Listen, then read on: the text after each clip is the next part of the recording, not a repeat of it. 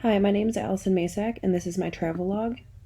Baseball is one of America's greatest pastimes. I know I love to watch and play baseball. The amount of physics that goes into a game of baseball is amazing. A pitcher has to throw the ball with precision to make sure that physics does not work against them during their pitch.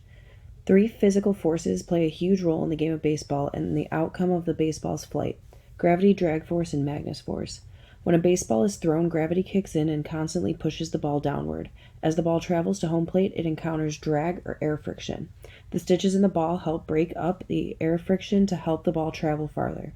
The ball's flight path is determined by its rotation and also on how the ball is thrown. Magnus force may have greater effect on the movement of the ball. Pitchers use different pitches to throw off the batter because Magnus force allows a pitcher to throw a breaking ball. A breaking ball is when a pitcher snaps their wrist when they release the ball, causing it to spin. Most batters will think the ball is going to hit them, but the ball just ends up in the strike zone. Some of the pitches need Magnus force to not go in effect for them to be successful, so pitchers must be careful with their pitches. According to the Merriam-Webster Dictionary, the scientific method is the principles and procedures for systematic pursuit of knowledge involving the recognition and formulation of the problem, and the collection of data through observation and experiment, and the formulation and testing of the hypothesis. When scientists started to detect very large galaxies that were 10 billion light years away, they observed that these large galaxies did not have a large number of stars. They used their observations to form a hypothesis or an educated guess on why there were so few stars for such large galaxies.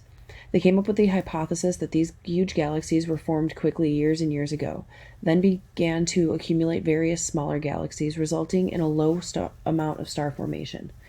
Next, they would have to test their hypothesis by examining 400 other galaxies to compare to the ones they were detecting 10 billion light years away.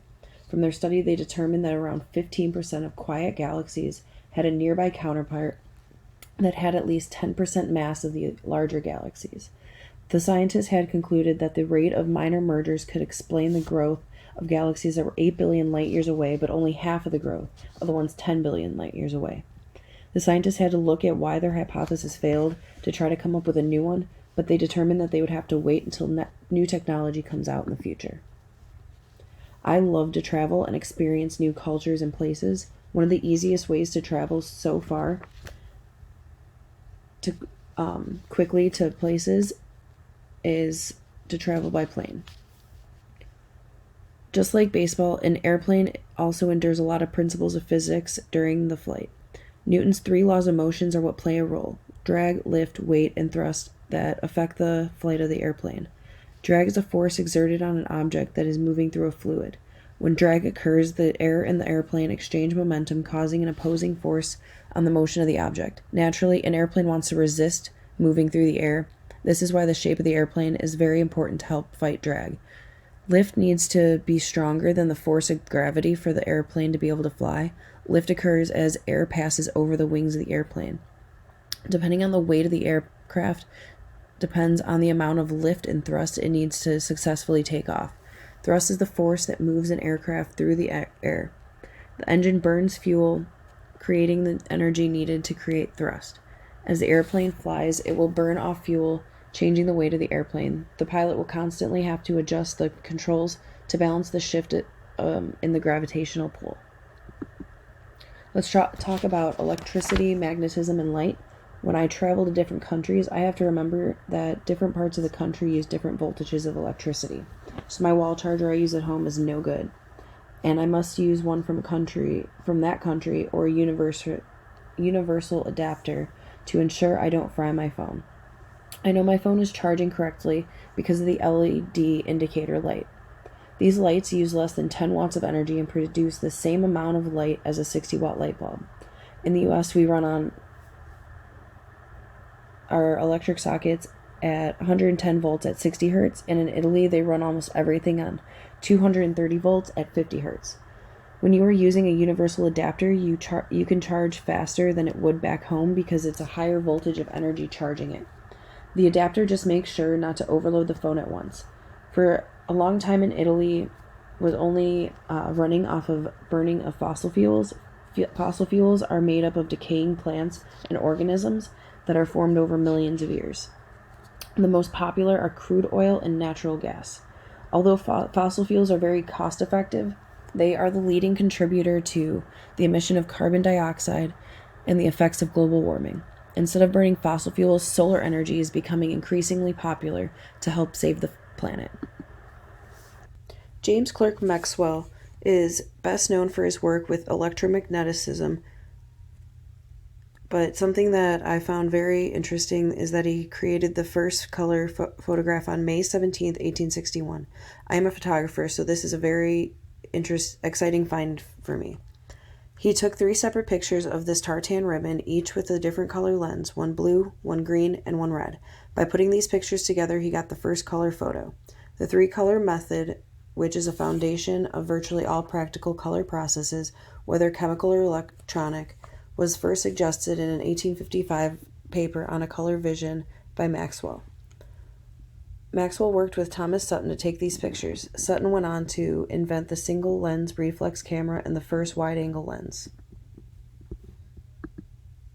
Einstein's research showed that space and time are connected in ways that scientists never saw possible. In the early 1900s, Einstein created the theories of special and general relativity. The theory of special relativity states as long as an object is moving in a straight line at a constant speed, that is, with no acceleration, the laws of physics are the same for everyone. In simpler terms, if you are looking at a car next to you and one of you start to accelerate, you will not be able to tell at first if you or the other car is moving. Another concept of special relativity is that the light travels at a speed of 186,000 miles a second and it always yields the same result. The theory of general relativity states the basic idea is that instead of being an invisible force that attracts objects to one another, gravity is curving or warping of space.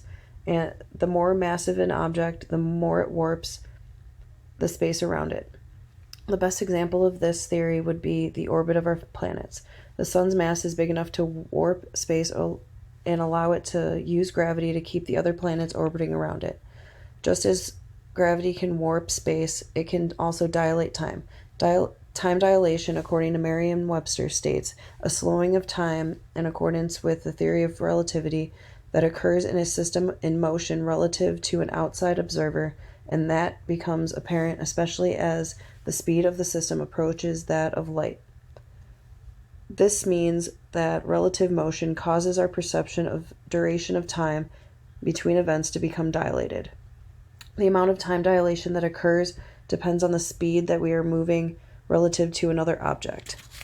Length contraction happens when someone that is moving sees an object from a different perspective from someone viewing the object that is not moving. The object will not be viewed at the same time by the 2 different parties. This potentially makes the object look smaller to the individual that is in motion. Length contraction is a harder concept to understand because the equation takes a good deal of knowledge to understand. Einstein's first attempt at discovering why paper towels could pick up the moisture even though gravity wanted to hold the water down was a bit wrong. Nonetheless, that first paper did demonstrate that Einstein was already embracing the notion of atoms and molecules, something that was controversial at the time. Because of these tiny hypothetical lumps of matter were far too small to see or measure, a lot of senior physicists claimed that they could not be part of rigorous science. The process is capillary action, which also pulls hot wax into a candle wick and helps sap rise in trees. He may not have invented the paper towel, but he helped pave the way behind the science of how paper towels can work better, and I personally use paper towels all the time because I despise napkins that do not pick up anything. Quantum mechanics science dealing with the behavior of matter and light on the atomic and subatomic scale. It attempts to describe the account for the properties of molecules and atoms and their constituents. Electrons, protons, neutrons, and other more astratic particles such as quarks and gluons. Quantum mechanics, even though are hard for the average person to understand or say, plays a role in most of our everyday technology. Our understanding of quantum mechanics has helped us build our smartphones, computers, lasers, telecommunication, atomic clocks, GPS, magnetic resonance imaging. These devices that were able to be invented because of quantum physics impact society every day. There have been a great impact on society since computers have become more and more incorporated into our life. We use computers for just about everything nowadays. Computers have made communication easier because people do not have to be in the same place to be able to conduct meetings, and are also able to meet with different people in different countries over the internet. Computers have also made certain jobs way easier to complete because of technologies and applications that computers hold. Computers have been a huge impact on my personal education goals. I have been able to take classes online and still be able to work a crazy random job schedule. It has allowed me to continue my education past my associate's degree, and I couldn't be more grateful for the technology growth in computers and the capabilities they give people. They give to people like me.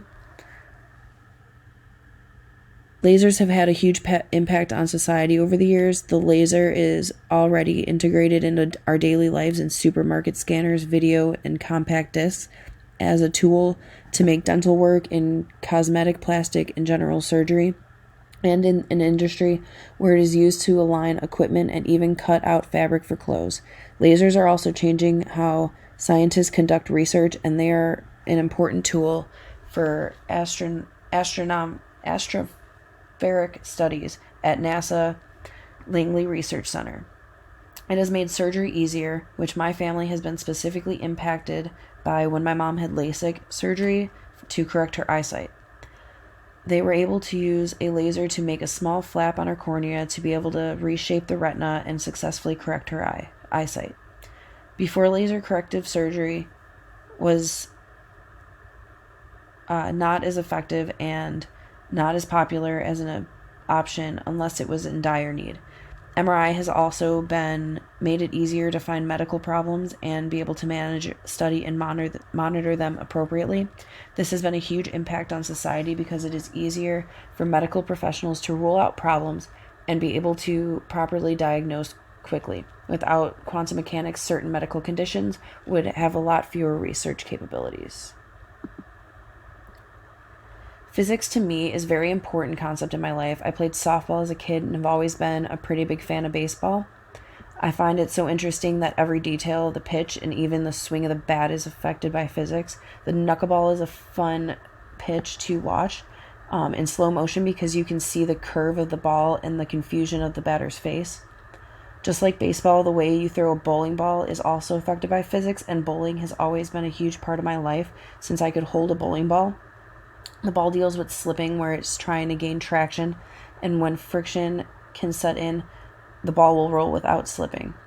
The last thing that I also enjoy is laser shows at concerts. It is amazing the ways the lasers look and how artists are able to use the lasers as part of the experience of the show. And these are my references. Thank you.